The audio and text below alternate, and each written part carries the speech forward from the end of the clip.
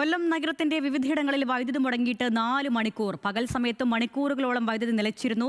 അപ്രഖ്യാപിത load shedding എന്നാണ് നഗരവാസികളുടെ പ്രതികരണം. ഷമീർ അബ്ദുൽ നൽകും വിശദാംശങ്ങൾ. ഷമീറെ, എപ്പോഴാണ് ഈ സ്ഥലത്ത് കരണ്ട് പോയത്? ഇതിൽ KSEB-നെയൊക്കെ ബന്ധപ്പെട്ടിരുന്നോ ആ നാട്ടുകാർ? എന്താണ് നാട്ടുകാരുടെ പ്രതികരണം?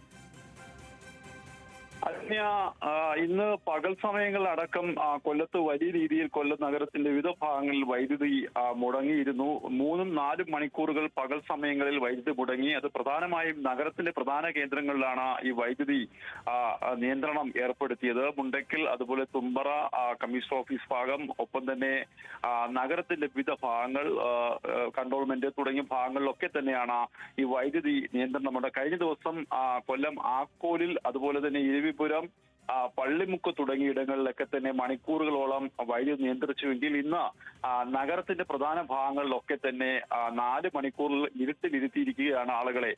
KSEB-യിലേക്ക് വിളിക്കുമ്പോൾ കൃത്യമായ മറുപടി ഇല്ല എന്നുള്ളതാണ് ഏറ്റവും പ്രധാനപ്പെട്ട കാര്യം. എന്തായാലും വൈദ്യുതി മുടങ്ങിയത് വലിയ പ്രതിഷേധമാണ് ഇപ്പോൾ നഗരവാസികൾക്കുള്ളത്.